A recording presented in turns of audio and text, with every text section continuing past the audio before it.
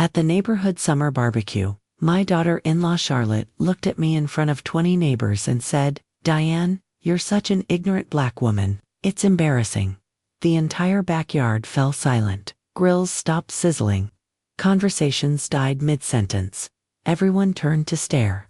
I had just corrected her misuse of the word literally. She'd said I literally died laughing. And I'd gently mentioned that literally means actually, not figuratively. A simple grammar correction. Nothing rude.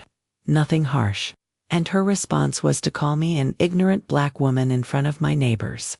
I stood there in my own backyard, holding a plate of potato salad I'd made from my grandmother's recipe, and looked at this woman my son had married 3 years ago. "Excuse me?" I said quietly. "You heard me. Just because you grew up in a different time doesn't mean you need to correct everyone's English. Some of us actually have education and know how to speak properly. My name is Dr. Diane Carter. I'm 61 years old, and I have a PhD in African American literature from Yale University. I taught at Columbia University for 30 years. I've published 4 books on African American literary traditions. I've lectured at Oxford, Cambridge, and the Sorbonne. I speak 3 languages fluently: English, French, and Spanish." And my daughter-in-law, who dropped out of college, just called me ignorant in front of my entire neighborhood. The neighbors were watching to see what I would do. Some looked uncomfortable. Some looked angry on my behalf. But everyone was waiting. I could have exploded. I could have listed my credentials right there. I could have put Charlotte in her place immediately. But I didn't. Instead, I smiled the same smile I used to give students who challenged me in class without knowing I had receipts for every claim I made. "Charlotte, I apologize if my correction seemed rude. You're right, of course. You're very educated." Charlotte looked surprised that I'd backed down so easily. "Thank you. I just think it's important to show respect." "Absolutely. Respect is very important." I walked away and set my potato salad on the buffet table. But inside, I was already planning something Charlotte had no idea was coming. Because calling me ignorant in public was the biggest mistake Charlotte Whitmore Carter had ever made. See, I'm not just a retired professor with a PhD. I'm a researcher.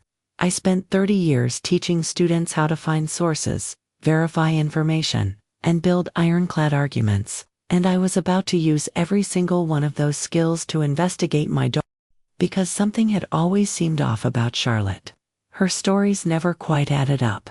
Her successful career seemed vague. Her wealthy family background felt performative. I had let it slide because my son Michael loved her, and I didn't want to interfere in his marriage. But she had just called me ignorant in front of 20 witnesses. The gloves were off. After the barbecue ended and everyone went home, my neighbor, Patricia, a black woman about my age, who'd been standing right there during the incident, came over to help me clean up. "Diane, I cannot believe she said that to you." "Neither can I. You know what the worst part is? She has no idea who you are. She actually thinks you're uneducated." "I know. Are you going to tell her?" "Eventually. But first, I'm going to find out exactly who Charlotte is. Because something about her has never felt right." Patricia nodded slowly. "You think she's been lying. I think she's been performing, and I'm going to find out what's behind the performance." That night, after Michael and Charlotte left my house, I sat down at my computer and started researching. I'd never investigated Charlotte before because I'd trusted my son's judgment. But Michael had always been naive about people. He saw the best in everyone. He couldn't see what I was starting to suspect, that Charlotte had married him not for love, but for something else entirely. I started with the basics. LinkedIn profile, Facebook, Instagram. Charlotte's LinkedIn said she graduated from Stanford with a degree in business administration and worked as a senior marketing director at a firm in Manhattan. Impressive credentials. If they were true, I clicked on Stanford's alumni directory, typed in Charlotte's maiden name, Charlotte Whitmore. No results. I tried variations. Charlotte Ann Whitmore, C. Whitmore, Lottie Whitmore. Nothing. I tried the marketing firm she claimed to work for. Their website had a staff directory. Charlotte wasn't listed. I felt my researcher instincts kick in. That feeling when you're onto something, when the sources don't match the claims, when someone's story is about to fall apart. I spent 3 hours that night digging deeper. By midnight, I had found enough to know that Charlotte had been lying about almost everything. And by the end of the week, I would know exactly who my daughter-in-law really was. But I wouldn't confront her immediately. No, I would do what I'd taught my students to do for 30 years. Gather evidence. Build an airtight case. Present findings with unimpeachable sources. And then watch, as Charlotte's carefully constructed facade crumbled in front of everyone who mattered. She had called me ignorant. She was about to learn that the most dangerous thing you can do is underestimate an educated black woman who knows how to research. To understand how we got to that moment at the barbecue, I need to tell you about the first time I met Charlotte. It was 3.5 years ago. My son Michael called me, excited about a woman he'd been dating for 6 months. "Mom, I want you to meet someone special. Her name is Charlotte Whitmore. She's brilliant, successful, and I think you're going to love her."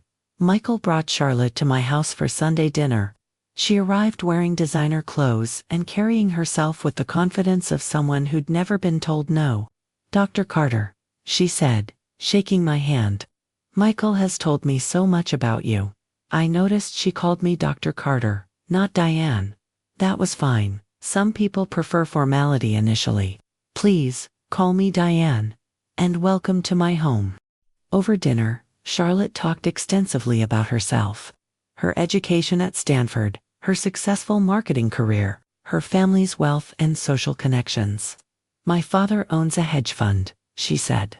"We have homes in Connecticut, Aspen, and Martha's Vineyard." "That sounds lovely," I said. "What did you study at Stanford?"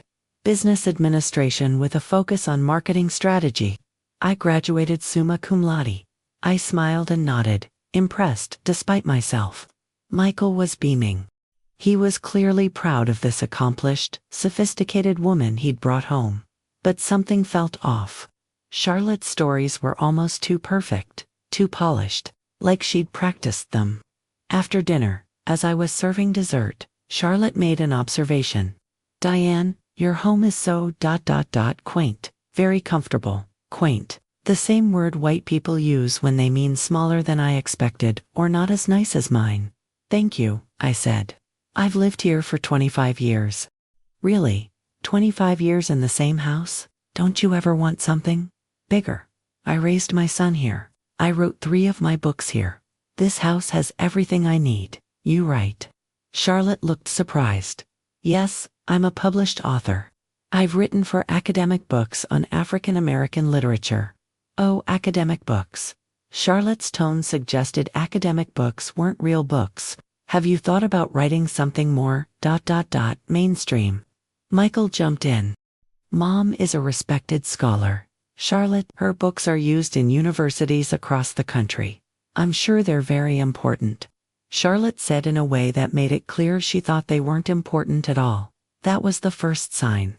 Over the next year, as Michael and Charlotte's relationship got serious, I noticed a pattern in how Charlotte spoke to me. She never asked about my career, my research, or my books. She never expressed interest in what I taught or what I'd accomplished. Instead, she made subtle comments that revealed her assumptions about me. When I mentioned I was redecorating my living room, Charlotte said, "Let me know if you need help. I have an eye for design, and I know you probably don't have experience with interior decorating." When Michael mentioned I spoke French, Charlotte said, "Oh, like basic conversational French. That's cute." "No," Michael corrected. "My mother is fluent. She lived in Paris for 2 years on a fellowship."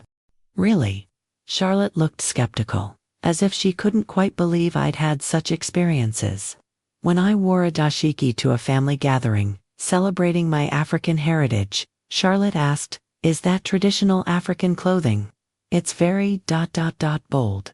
Each comment, each question, each assumption revealed what Charlotte really thought, that I was an elderly black woman from a simpler time, someone who needed guidance, someone who couldn't possibly be as educated or worldly as she was. Michael didn't notice. Or if he did, he explained it away. "Charlotte comes from a different background. Mom, She's just not used to our family dynamics. She didn't mean it that way. You're being too sensitive. When they got engaged, Charlotte's mother Karen came to visit. Karen was a carbon copy of Charlotte, wealthy, white, and filled with assumptions about me. Diane, how wonderful that Michael found such an accomplished partner, Karen said at their engagement party. Charlotte will be such an asset to his career.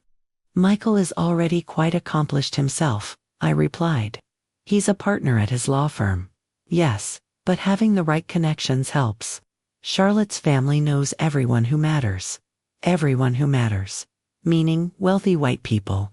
I'm sure Michael appreciates Charlotte's family connections, I said diplomatically. You must be so proud, Karen continued. Michael really exceeded expectations. Exceeded expectations. Meaning, exceeded what we expected from a black man. The microaggressions continued through the wedding planning. Charlotte wanted the wedding at her family's country club. When I asked if they had many black members, she said, "We're very inclusive. We have several black employees. Employees, not members." Charlotte chose a wedding date without consulting me, even though it conflicted with a major academic conference where I was giving the keynote address. When I mentioned the conflict, Charlotte said, "I'm sure they can find someone else to speak. This is my wedding day." "Mom, you can skip the conference just this once," Michael added. I did. I skipped the keynote speech at a conference I'd been invited to because I was one of the foremost scholars in my field. Because Charlotte's wedding was more important than my professional commitments. At the wedding, Charlotte's family dominated everything. Her father gave a long toast about welcoming Michael into their family of success. Michael's father had passed away when he was young. I had raised Michael alone, worked multiple jobs to put him through college, supported him through law school. But Charlotte's father made it sound like Michael was joining their family, not Charlotte joining ours. After the wedding, the dynamics got worse. Charlotte and Michael bought a house with a down payment from Charlotte's parents. Charlotte made sure everyone knew this. My parents helped us buy in a better neighborhood than we could have afforded otherwise. Better neighborhood, she meant whiter neighborhood. When I visited their new house, Charlotte gave me a tour that felt more like showing off than sharing. "This is our chef's kitchen. I'm taking cooking classes at the Institute.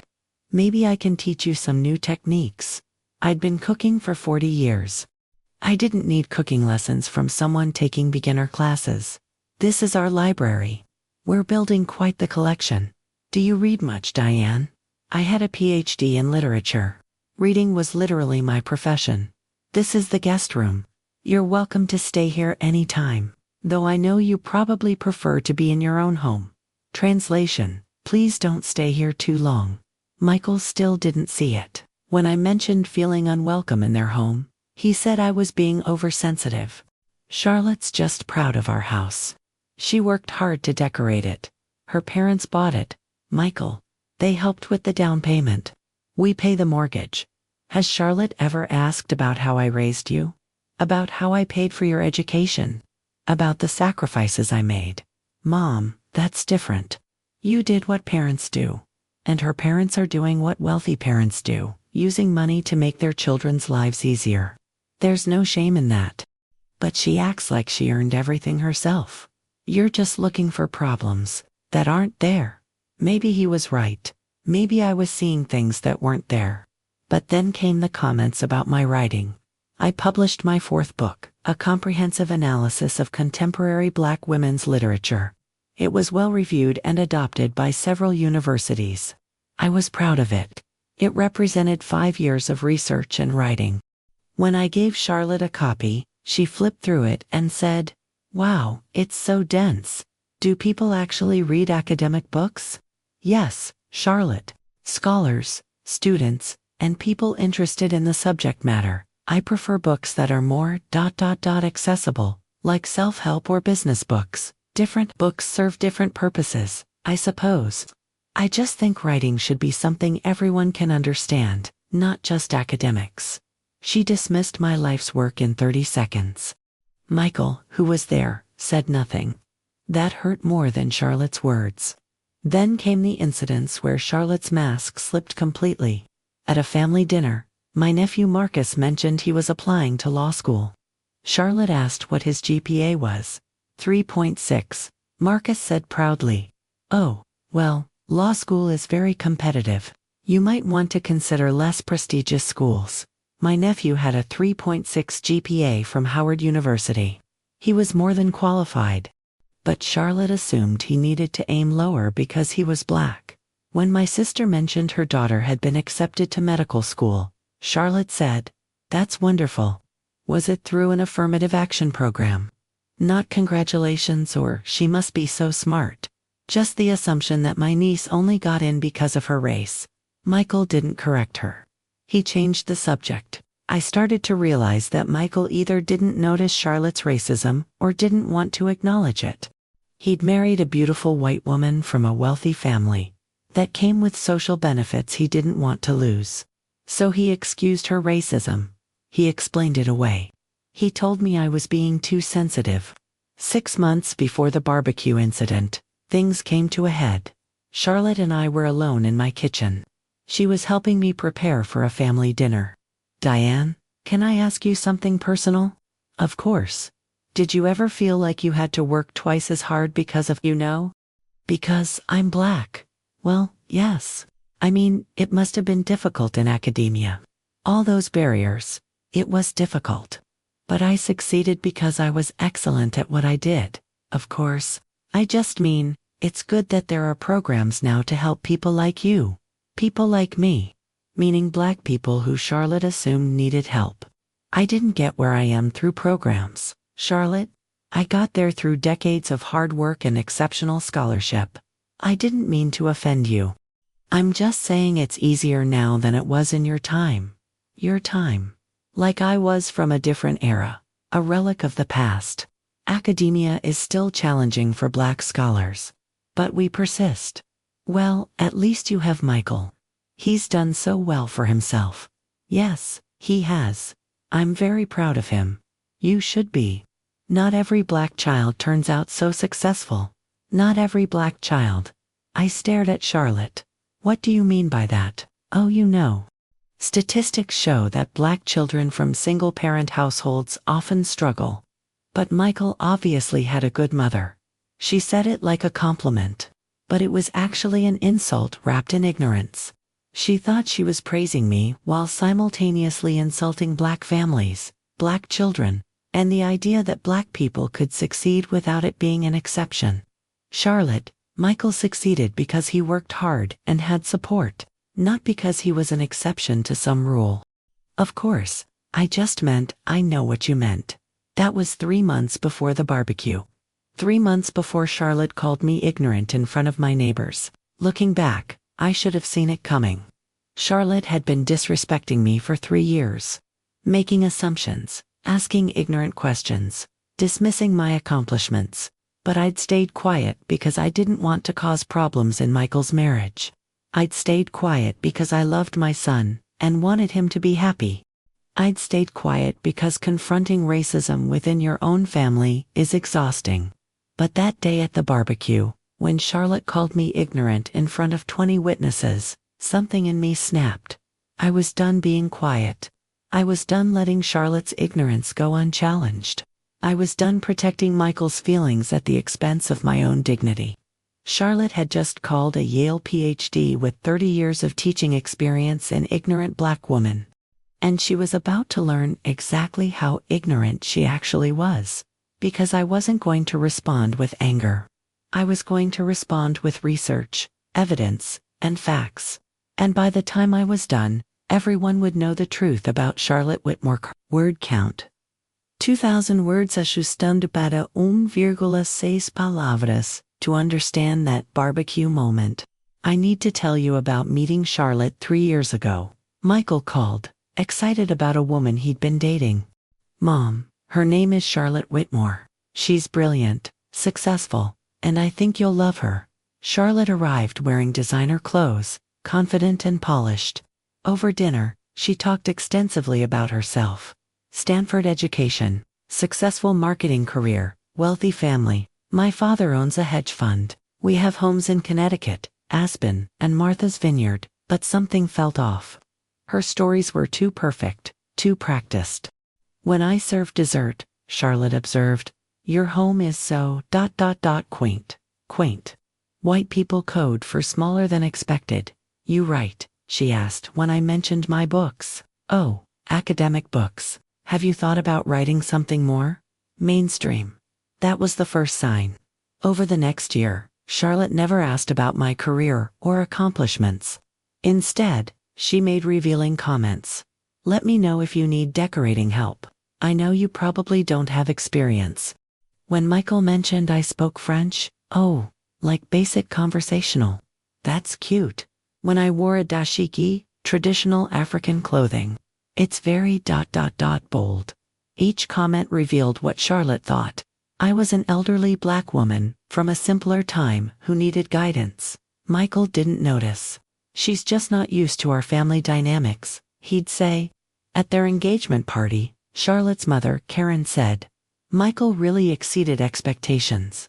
Exceeded expectations. Code 4. Exceeded what we expect from a black man. Charlotte chose a wedding date that conflicted with a conference where I was giving the keynote. "I'm sure they can find someone else to speak," she said. "This is my wedding day." I skipped the keynote at a major academic conference because Charlotte's wedding was more important than my professional commitments. After the wedding, Charlotte bought a house with her parents' money and made sure everyone knew. My parents helped us buy in a better neighborhood. Better neighborhood. Whiter neighborhood. When I visited, she gave a tour that felt like showing off. "This is our chef's kitchen. Maybe I can teach you some cooking techniques. I'd been cooking 40 years. This is our library. Do you read much, Diane?" I had a PhD in literature. When I published my 4th book, Charlotte flipped through it. "It's so dense. Do people actually read academic books?" She dismissed my life's work in 30 seconds. Michael said nothing. At a family dinner, my nephew mentioned applying to law school. Charlotte asked his GPA. 3.60. "You might want to consider less prestigious schools." He had a 3.6 from Howard. He was more than qualified. But Charlotte assumed he needed to aim lower because he was black. When my niece got into medical school, Charlotte asked, "Was it through affirmative action?" Not congratulations, just assumption she only got in because of race. Michael didn't correct her. He changed the subject. I realized Michael either didn't notice Charlotte's racism or didn't want to acknowledge it. He'd married a beautiful white woman from wealth that came with social benefits he didn't want to lose. 6 months before the barbecue, Charlotte and I were alone. "Did you ever feel like you had to work twice as hard because of, because I'm black?" Well, yes, it must have been difficult. All those barriers. It was difficult. But I succeeded because I was excellent, of course. I just mean it's good that there are programs now to help people like you. People like you, black people who needed help. I didn't get where I am through programs. Through decades of hard work. At least you have Michael. Not every black child turns out so successful. Not every black child. I stared at her. "What do you mean?" "Statistics show black children from single-parent households often struggle. But Michael had a good mother. She thought it was a compliment. It was actually an insult wrapped in ignorance. For 3 years, Charlotte had been disrespecting me, making assumptions, asking ignorant questions, dismissing my accomplishments. I'd stayed quiet because I didn't want problems in Michael's marriage. I'd stayed quiet because I loved my son. I'd stayed quiet because confronting racism in your own family is exhausting. But that day at the barbecue, when Charlotte called me ignorant in front of 20 witnesses, something snapped. I was done being quiet. Charlotte had called a Yale PhD with 30 years teaching experience an ignorant black woman. She was about to learn exactly how ignorant she actually was. Because I wasn't going to respond with anger. I was going to respond with research, evidence, and facts. And by the time I was done, everyone would know the truth about Charlotte Whitmer Carter. The morning after the barbecue, I woke at 6 a.m. and made strong coffee. I had work to do. I opened a document, Charlotte Whitmer Carter, Background Investigation. After 30 years in academia, I knew how to research, find sources, verify claims, build evidence-based arguments. I was about to use every skill to uncover the truth about my daughter-in-law. I started with Stanford. Charlotte claimed she graduated summa cum laude in business administration. I searched Stanford's alumni directory. Nothing under Charlotte Whitmore. I called an old colleague, Professor James Chen at Stanford's Business School. James, it's Diane Carter. I need a favor. Could you check if Charlotte Whitmore graduated from Stanford Business School? Probably 2011 or 2012. Sure, give me a moment. Typing sounds. Diane, I'm not finding anyone by that name in graduation records. Could you check if she was ever enrolled? More typing. I'm showing Charlotte Ann Whitmore enrolled in 2008, but ... Oh. She was expelled in 2010. My heart raced. Expelled? For what? Academic dishonesty. Plagiarism on a senior thesis. Flagged so she can never reapply. James, could you send me documentation? This woman is my daughter. She's been lying to my family for 3 years. He was quiet. All right, but this stays between us. Thank you. 10 minutes later, I had official Stanford documentation showing Charlotte Whitmore expelled for plagiarism in 2010. She never finished college. Certainly didn't graduate summa cum laude. Strike one. Next, her career claims. Charlotte said she was senior marketing director at Whitmore and Associates in Manhattan. I checked their website. Full staff directory with photos and bios. Charlotte wasn't listed. I called the main line. Whitmore and Associates. How may I direct your call?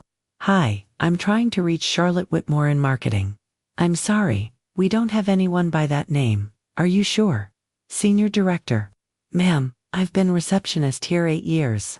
We've never had a Charlotte Whitmore. Could she have worked there in the past?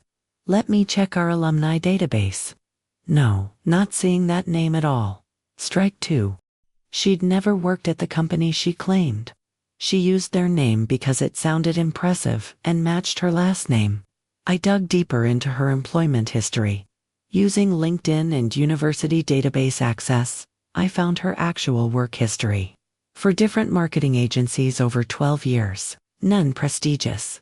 Fired from 3, I called a former employer in New Jersey. I'm conducting a background check. Can you tell me about Charlotte Whitmore's employment? Charlotte worked here 8 months in 2015. Terminated for falsifying client reports and lying about campaign results. Did she hold a senior position? No. She was assistant account manager, entry-level. Strike 3. Now for family wealth. Charlotte claimed her father owned a hedge fund with homes in Connecticut, Aspen, and Martha's Vineyard. I searched financial databases for Whitmore and hedge fund. Nothing. I found Charlotte's father on LinkedIn. Robert Whitmore. Job title, mid-level accountant at a regional Connecticut firm. Not hedge fund owner. Accountant. I called my friend Susan in Connecticut Wealth Management. Susan, do you know Robert Whitmore? Supposedly owns a hedge fund. Robert Whitmore, the accountant. Diane, he works at Berkshire Associates. Makes maybe $80,000 a year. There's no hedge fund. What about family properties? Susan laughed. The Whitmores live in a modest house in Fairfield. Nice enough, but nothing extravagant. Solidly middle class. Charlotte's family wealth was complete fabrication. But wait, Charlotte and Michael bought their house with a large down payment from her parents. If her parents weren't wealthy, where did that money come from? I called Michael's bank where I was listed as emergency contact. Hi, this is Dr. Diane Carter.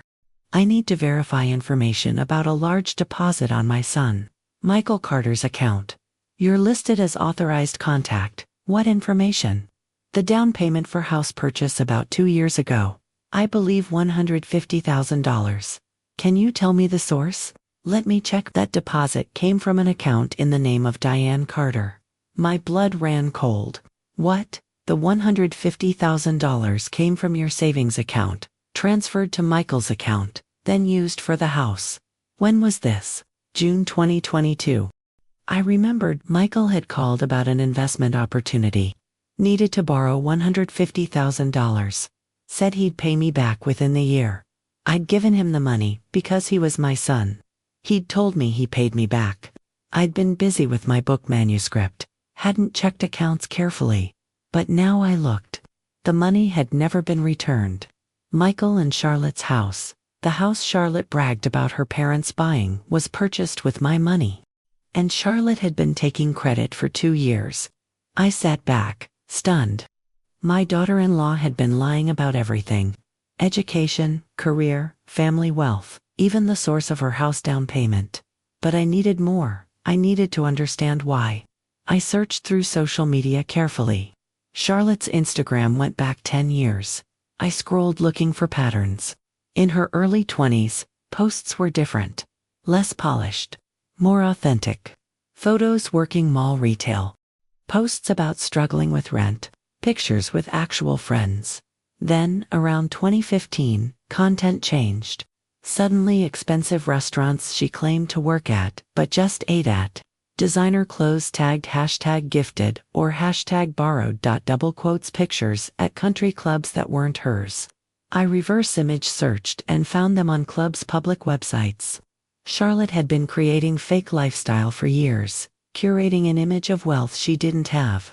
Then she met my son, successful black attorney, and saw her ticket to the life she'd been pretending to have. I found her old dating profile, still archived online. Successful marketing executive seeking established professional, must be financially secure and family-oriented, looking for someone to build an empire with. She wasn't looking for love, she was looking for financial security. She'd found it with Michael. But why the racism? Why constant microaggressions about me? I found my answer in Charlotte's Twitter history. She'd been careless on Twitter.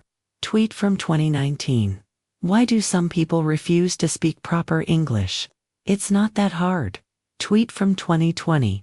Tired of everything being about race. Some people just need to work harder. Tweet from 2021. Diversity hires are ruining professional standards. Tweet from 2022. If you didn't grow up with money, you can't understand sophisticated culture. Charlotte wasn't occasionally ignorant. She was actively racist and classist. She'd never respected me because I was black. Never valued my accomplishments because she assumed black people couldn't be truly accomplished without help. She'd married Michael despite his blackness, not embracing it, and she'd been tolerating me as unfortunate side effect. But she'd gotten careless, insulted me publicly. And now I had evidence of everything she'd been hiding.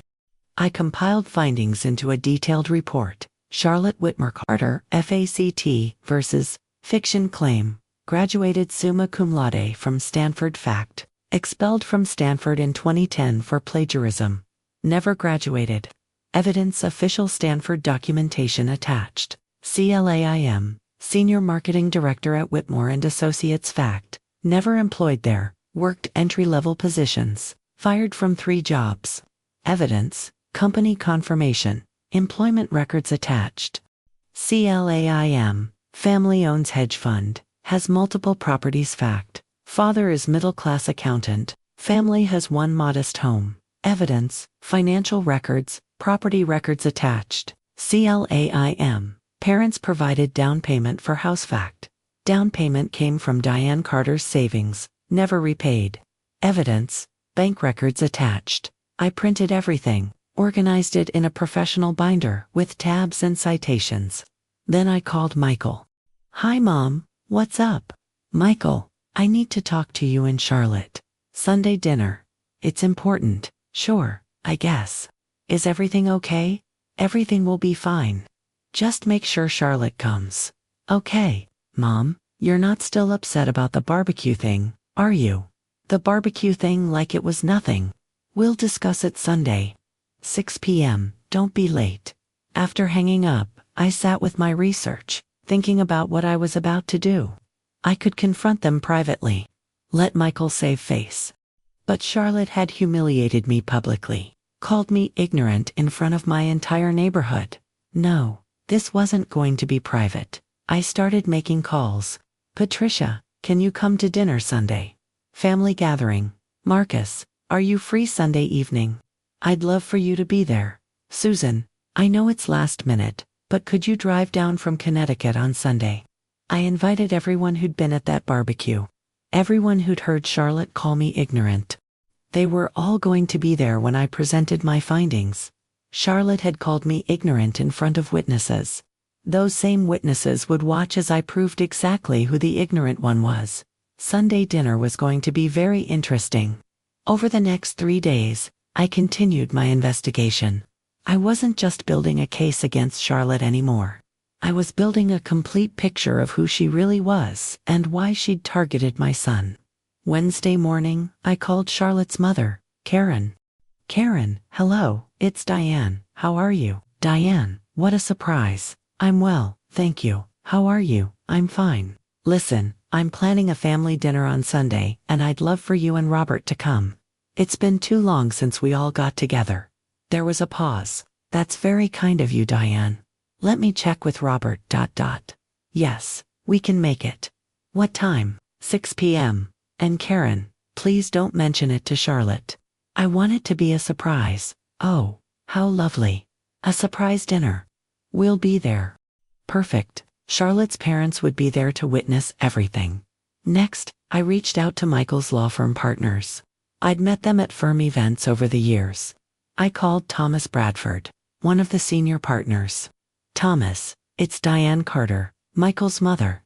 Diane, how are you? How's retirement? Wonderful. Thomas, I need to ask you something confidential. Has Charlotte ever contacted the firm about Michael's finances or salary information? Thomas was quiet for a moment. That's an odd question. Why do you ask?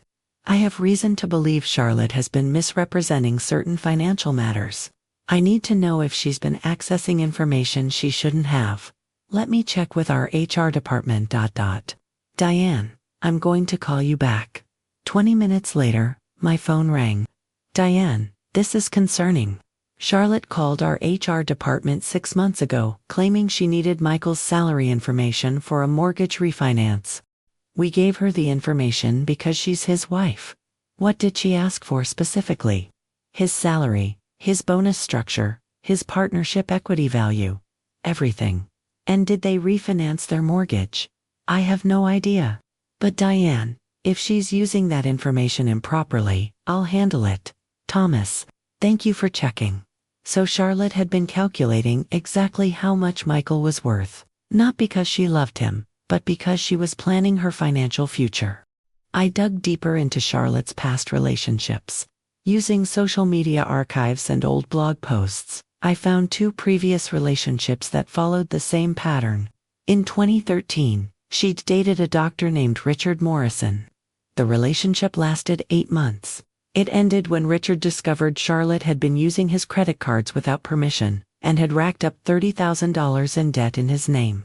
In 2016, she'd been engaged to a finance professional named David Chen. The engagement ended when David's family discovered Charlotte had lied about her education and career. David's mother had done her own investigation, much like I was doing now. Charlotte had a pattern. She targeted successful men, presented herself as equally accomplished, and then exploited them financially. Michael was just her latest mark. But unlike her previous targets, Michael had a mother who was a researcher with resources and connections. I continued gathering evidence.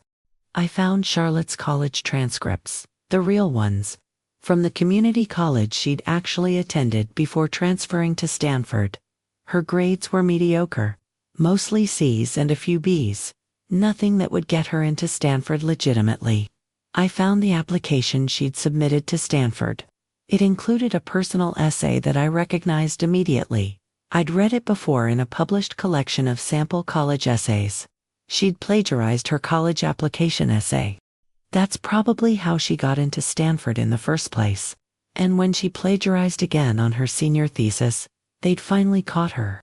I found her employment termination letters from the 3 jobs she'd been fired from. One fired her for chronic dishonesty and misrepresentation of work product. Another for creating false documentation and misleading clients. The third for inappropriate use of company resources and falsifying expense reports. Charlotte wasn't just a liar. She was a con artist who'd been fired from multiple jobs for fraud, and she'd conned my son into marriage. I reached out to one of Charlotte's former coworkers from the New Jersey agency. "Hi, my name is Diane Carter. I'm conducting a background investigation on Charlotte Whitmore.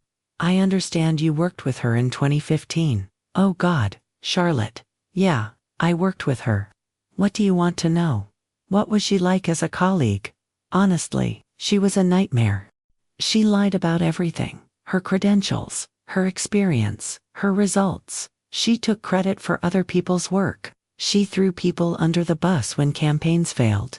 Did she ever mention her educational background? All the time. She constantly talked about graduating from Stanford, about how she was more educated than the rest of us. It was obnoxious. Did anyone ever verify that? No, we just took her word for it. Why would someone lie about graduating from Stanford? Indeed. Why would someone do that? After I hung up, I added the interview notes to my growing file. Thursday afternoon, I received a call from Susan in Connecticut. "Diane, I did some more digging on the Whitmore family finances. I hope you don't mind." "Not at all. What did you find?" Robert and Karen Whitmore filed for bankruptcy in 2018. They're still recovering financially. Bankruptcy, Husk. Robert made some bad investments and they lost most of their savings. They definitely don't have the kind of money Charlotte claims they have. So when Charlotte says her parents helped with the house down payment, she's lying. Her parents couldn't help with a down payment. They can barely help themselves. Another piece of the puzzle. Charlotte hadn't just lied about her own accomplishments. She'd lied about her entire family background. Everything about her was fake. I spent Thursday evening organizing all my evidence chronologically. I created a timeline. 2008, Charlotte plagiarizes college application essay. Gets into Stanford 2010. Charlotte expelled from Stanford for plagiarizing senior thesis. 2013 relationship with Dr. Morrison ends after credit card fraud. 2015, fired from marketing job for falsifying reports. 2016, engagement to David Chen ends when family discovers lies. 2017, fired from second marketing job. 2018, Charlotte's parents file bankruptcy. 2019, fired from third marketing job. 2020, Charlotte meets Michael, presents false credentials. 2021, Charlotte and Michael marry. 2022, house purchased using Diane's money. Charlotte takes credit. 2024, Charlotte calls Diane ignorant black woman at neighborhood barbecue. The pattern was clear. Charlotte had been lying, cheating, and exploiting people for over 15 years. And now she'd made the mistake of targeting the wrong family. Friday morning, I received the final piece of evidence I needed. Professor Chen from Stanford sent me Charlotte's plagiarized senior thesis, along with the original source material she'd copied from. She'd taken an entire published thesis from a Stanford graduate from 5 years earlier, and submitted it as her own, changing only the names and a few minor details. It was the most blatant plagiarism I'd seen in my entire academic career. No wonder Stanford had expelled her. I printed the thesis comparison, Charlotte's version, side by side with the original, with the copied passages highlighted in yellow. It was damning evidence that Charlotte had no academic integrity whatsoever. Friday afternoon, I did one final thing. I called Michael at his office. "Hi Mom, what's up?" "Michael, I need to ask you something. When you borrowed $150,000 from me in 2022, what did you tell Charlotte about where the money came from?" There was a long pause. "I told her I got it from you." "Why? And what did she say?" "She was grateful. She said we should pay you back as soon as possible." "Did you tell her you paid me back?" Another pause. "I told her I was going to." "I thought I did." "Mom, did I not pay you back?" "No, Michael, you didn't." "Oh my God, Mom, I'm so sorry. I thought Charlotte handles all our finances. She said she'd take care of it." My heart sank. Michael didn't know. Charlotte had been handling their finances, and had simply never paid me back, letting Michael believe it had been taken care of. "Michael, we need to talk on Sunday. About a lot of things." "Mom, you're scaring me. What's going on?" "Sunday, 6 p.m. Everything will make sense then." After I hung up, I sat quietly with my complete investigation file. I had everything I needed: Proof Charlotte was expelled from Stanford for plagiarism. Proof she'd lied about her career. Proof she'd been fired from multiple jobs for fraud. Proof her family wasn't wealthy. Proof she'd used my money for her house and taken credit for it. Proof she'd prevented Michael from paying me back. Proof she had a pattern of targeting and exploiting successful men. Proof she was racist based on her social media history, and on Sunday, in front of everyone who'd heard her call me ignorant, I was going to present every single piece of evidence. But I needed to make sure the presentation was perfect. Saturday, I spent the entire day preparing. I created a PowerPoint presentation, just like the academic lectures I'd given for 30 years. The title slide read, Charlotte Whitmore Carter, a case study in deception. I organized the evidence into clear sections. Section 1, Educational Claims versus Reality. Section 2, Career Claims versus Reality. Section 3, Family Wealth Claims versus Reality. Section 4, Financial Exploitation. Section 5, Pattern of Behaviors. Section 6, Racist Attitudes and Assumptions. Each section had documented evidence, sources cited, and irrefutable proof. It was the kind of thorough, professional presentation I would have given at an academic conference, except this conference was going to destroy my daughter-in-law's carefully constructed lies. I printed handouts for everyone who would be attending, complete with footnotes and bibliography. I set up my laptop and projector in my dining room. I prepared dinner, my grandmother's recipes, the same food Charlotte had probably dismissed as unsophisticated, and I waited. Saturday evening, Charlotte called me. Diane, Michael told me you're having a family dinner tomorrow. He said it's important. Yes, I think it's time we all got together and had an honest conversation. About what? Family, about respect, about truth. That sounds serious. It is serious, Charlotte, but don't worry. Everything will be clear tomorrow. Should I bring anything? Just yourself, and an open mind. After I hung up, I smiled. Charlotte had no idea what was coming. She thought this would be another family dinner where she could perform her role as the sophisticated, educated, wealthy daughter-in-law. Instead, it was going to be the dinner where her entire facade came crashing down. Sunday morning, I woke up early and made final preparations. I reviewed my presentation one last time. Every fact checked, every source verified, every claim backed up with evidence. This wasn't revenge. This was justice. This was an educated black woman who'd been called ignorant, using her education to expose the truth. At 3 p.m., I started cooking. The same food Charlotte had dismissed. The same recipes she'd implied were unsophisticated. At 5 p.m., guests started arriving. Patricia came first. Diane, what is this really about? You'll see. But I promise, it's going to be worth it. Marcus and his family arrived. My sister and her husband. Other family members who'd been at the barbecue. At 5:45, Susan arrived from Connecticut with copies of the Whitmore family bankruptcy filing. At 5:50, Karen and Robert Whitmore arrived, looking nervous. Diane, thank you for inviting us, Karen said, though I must admit, I'm confused why this is a surprise for Charlotte. You'll understand soon. Please, make yourself comfortable. At exactly 6 p.m., Michael and Charlotte arrived. Charlotte walked into my dining room and froze when she saw the crowd. What? What is this? This is a family gathering, I said calmly.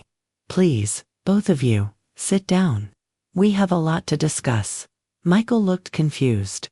Charlotte looked panicked. They sat. I dimmed the lights and turned on my projector. The title slide appeared on my wall. Charlotte Whitmore Carter, a case study in deception. Charlotte's face went white. What is this? She whispered. This, I said, is the truth, and I began my presentation. I stood at the front of my dining room, facing 30 people including Michael, Charlotte, and her parents.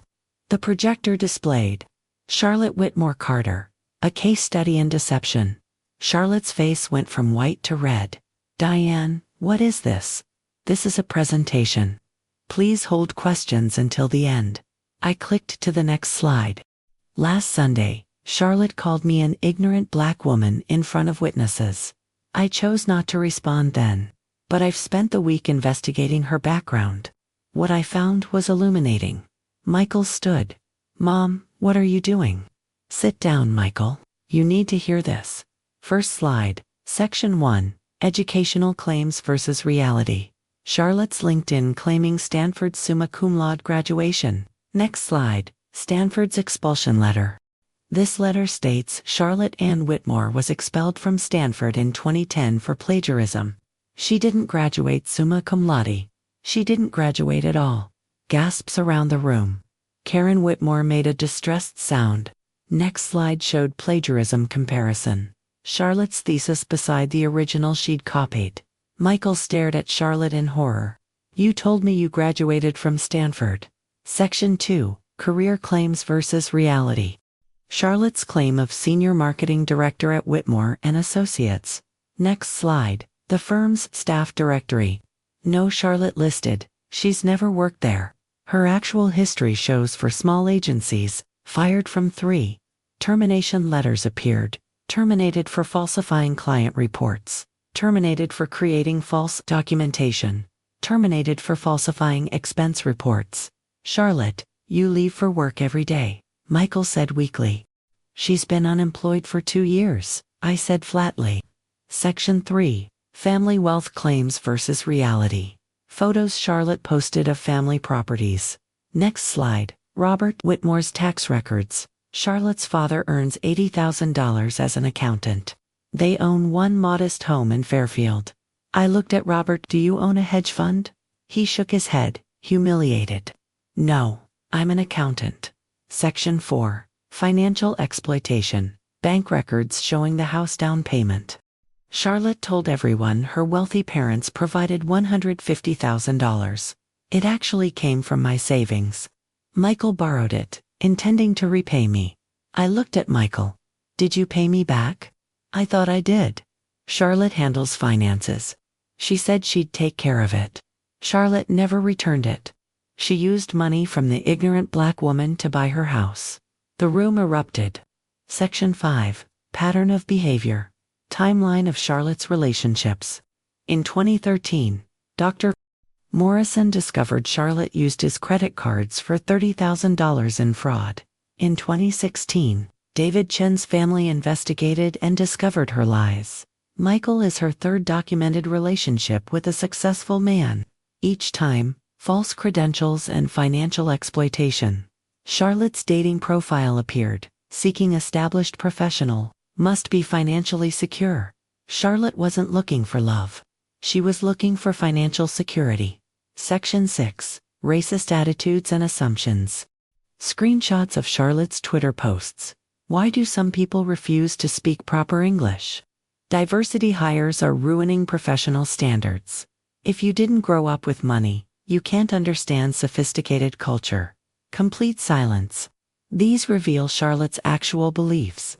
She doesn't respect black people. She assumes black professionals only succeeded through handouts.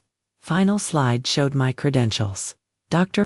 Diane Carter, PhD, African American Literature. Yale Professor Emerita Columbia, 30 years published author, 4 books, lecturer at Oxford. Cambridge Sorbonne fluent in 3 languages. I am not ignorant. Charlotte, I'm one of the most educated people in this room. You called me ignorant because I'm black. You assumed my race determined my intelligence.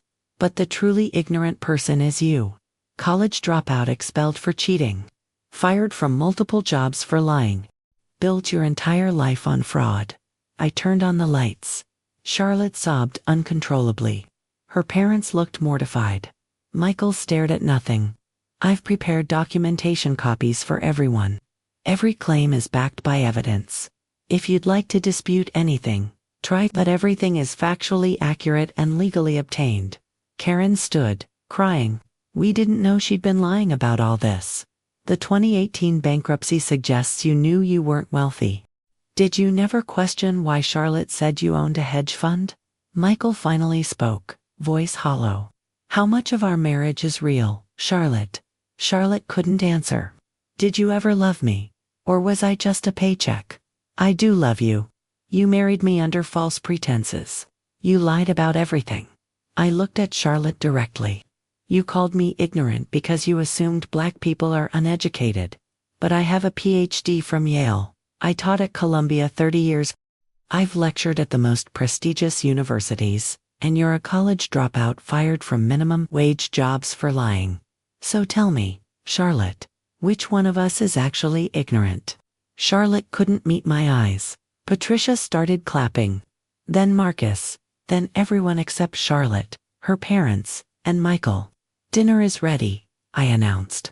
Charlotte, you're welcome to stay or leave. But if you stay, you'll eat my food, made by the ignorant black woman who has more degrees than you'll ever have. Charlotte grabbed her purse and ran out. After Charlotte's parents left, Michael sat with his head in his hands. I'm sorry, Mom. Sorry I didn't believe you. Sorry I let her call you ignorant. Sorry I defended her racism. You weren't blind, baby. You were in love with who you thought she was. I want a divorce. Are you sure? I can't be married to someone who lies about everything, who steals from my mother, who's racist. Did you have to humiliate her publicly? Yes, she humiliated me publicly. She called me ignorant in front of everyone. She needed to be exposed publicly. Patricia came over. Dr. Carter. That was the most satisfying thing I've ever witnessed. Marcus proposed a toast to Dr. Diane Carter, who proved the most dangerous thing you can do is call an educated black woman ignorant. To Dr. Carter. Charlotte Whitmore Carter called me an ignorant black woman, and I responded by exposing every lie she'd ever told. Not with anger, but with research, evidence, and irrefutable facts. Just like I'd taught my students for 30 years. 3 months after the dinner, Michael's divorce from Charlotte was finalized. Charlotte had tried to fight it, claiming she deserved half of everything despite the marriage lasting only 3 years. But Michael's lawyer presented all the evidence. I'd gathered the lies, the fraud, the stolen money from me that was never repaid. Charlotte walked away with nothing. No house, no alimony, no settlement. The judge had been particularly unimpressed with her lies about education and the financial exploitation of Michael's family. Mrs. Carter Whitmore entered this marriage under false pretenses, the judge stated. She systematically deceived Mr. Carter about her credentials, employment, and family background. Furthermore, she diverted funds belonging to Mr. Carter's mother. This court finds no basis for awarding marital assets. Michael paid me back every cent of the $150,000, with interest, over the course of those 3 months. Mom, I should have paid you back immediately. I'm so sorry, Charlotte, convinced me it had been handled. You trusted your wife. That's what marriage should be. But she wasn't trustworthy. No, she wasn't. But now you know better. Charlotte's story didn't end well. Within weeks of our dinner, word spread through our community about what had happened. The neighbors who'd witnessed her calling me ignorant heard about the presentation. Some who attended shared details.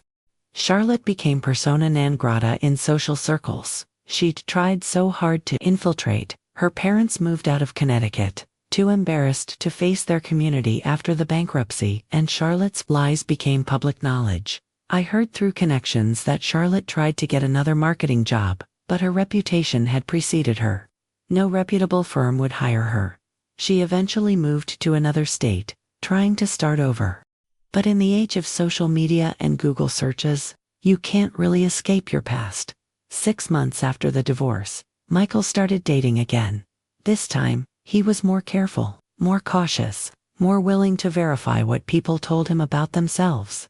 I learned my lesson, he told me over Sunday dinner, a tradition we'd reinstated. I was so dazzled by Charlotte's performance that I didn't look deeper.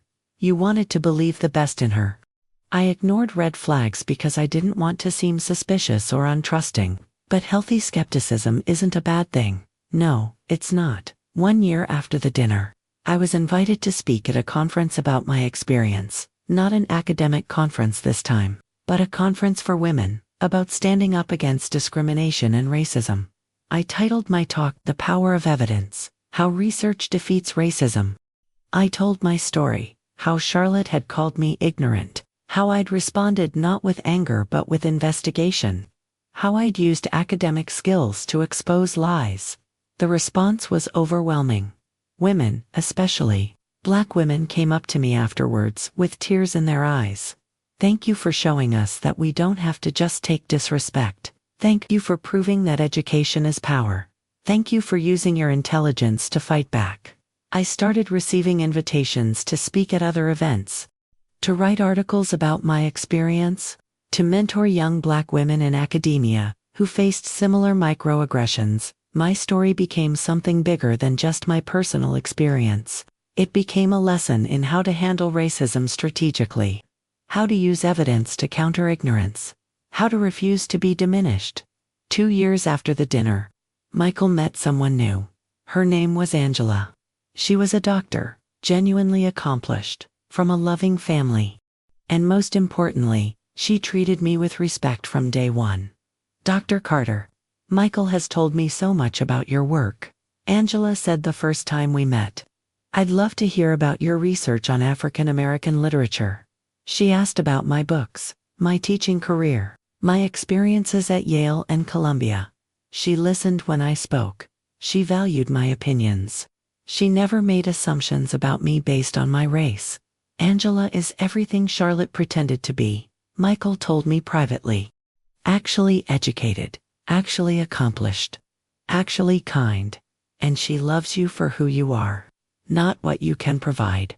Exactly. When Michael and Angela got engaged a year later, I couldn't have been happier. At their engagement party, Angela made a toast. I want to thank Dr. Carter for raising such an incredible man. Michael's intelligence, kindness, and integrity all come from you. And I want to thank you for showing me what it means to be a strong, educated Black woman who never compromises her dignity. I had tears in my eyes. This was what my son deserved. A partner who respected him, respected his family, respected his mother. Not someone who saw him as a meal ticket and saw me as ignorant. 3 years after the dinner, that changed everything. I published a new book. It wasn't an academic text this time. It was a memoir about my experience, about racism, about family, about using education to fight ignorance. I titled it Never Call an Educated Woman Ignorant. The book became a bestseller. Not just in academic circles, but mainstream. People resonated with the story of an older Black woman who refused to accept disrespect, who used her intelligence strategically, who proved that education is the best weapon against prejudice. I did interviews on podcasts, television shows, and radio programs. Every time, I told the same message. Don't let anyone make you feel less than you are. And if someone tries, use facts, evidence, and truth to prove them wrong. Michael and Angela's wedding was beautiful. Angela's family embraced me warmly. They asked about my work, my life, my experiences. At the reception, Angela's mother told me, I raised my daughter to respect education and accomplishment. I'm so glad Michael has a mother who exemplifies both. That was everything Charlotte had failed to. 4 years after the dinner, I received an unexpected message. It was from Charlotte Dr. Carter. I know I'm probably the last person you want to hear from, but I wanted to apologize. Really apologize, not the defensive non-apology I gave before. I've spent the past 4 years in therapy, working on understanding why I lied about everything, why I treated you so poorly, why I felt the need to pretend to be someone I wasn't. I'm not asking for forgiveness, I don't deserve it. But I wanted you to know that you were right about everything. I was ignorant, not about facts or education, but about what really matters. I was ignorant about respect, about integrity, about the value of people over credentials. You have more real education and accomplishment than I ever will. Not just degrees, but wisdom and dignity. I'm sorry for calling you ignorant. I'm sorry for lying to Michael. I'm sorry for stealing your money. I'm sorry for being racist. I understand if you never want to hear from me again, but I needed to say this. Charlotte, I sat with that message for a long time. Part of me wanted to delete it, to ignore her, to never give her another thought. But another part of me, the part that had spent 30 years teaching, wanted to respond. I wrote back, Charlotte, I appreciate your apology. Growth requires acknowledging past mistakes, and it seems you're doing that work. I forgive you, not because you deserve it, but because holding on to anger doesn't serve me. I hope you've learned that building a life on lies will always eventually collapse. Real success comes from real work, real education, real integrity. I hope you've learned that racism hurts everyone, including yourself. Judging people by their race instead of their character means you miss opportunities to learn from remarkable people. And I hope you've learned that education isn't about degrees on a wall. It's about opening your mind, challenging your assumptions, and never stopping learning. I wish you well in building a life based on truth instead of lies. Dr. Diane Carter. I never heard from Charlotte again. I hope she truly did the work to become better. But whether she did or not, her impact on my life ended that day at the barbecue. She called me ignorant, thinking she was superior. Instead, she gave me an opportunity to stand up for myself, to use my education to fight back, to show that you don't have to accept disrespect. Today, 5 years after that dinner, I'm retired and content. I spend time with Michael and Angela. I'm working on another book. I speak at conferences about using education to fight racism. And every time someone asks me about that dinner, about how I exposed Charlotte's lies so thoroughly, I tell them the same thing. Never underestimate an educated Black woman. We've had to work twice as hard for half the recognition our entire lives. We know how to research, how to gather evidence, how to build unshakable arguments. Charlotte called me ignorant because of my race and age. She assumed I was uneducated because I'm a Black woman of a certain generation. But I had more education in my little finger than she'd ever have in her life. And when she disrespected me publicly, I responded the way an academic responds, with research, evidence, and facts. That's the power of education. It can't be faked, it can't be bought. It has to be earned through years of hard work. And once you have it, no one can take it away from you. My name is Dr. Diane Carter. I'm 66 years old. I have a PhD from Yale, and I taught at Columbia for 30 years. My daughter-in-law called me an ignorant Black woman. Her mistake was underestimating exactly how educated I was, and that mistake cost her everything.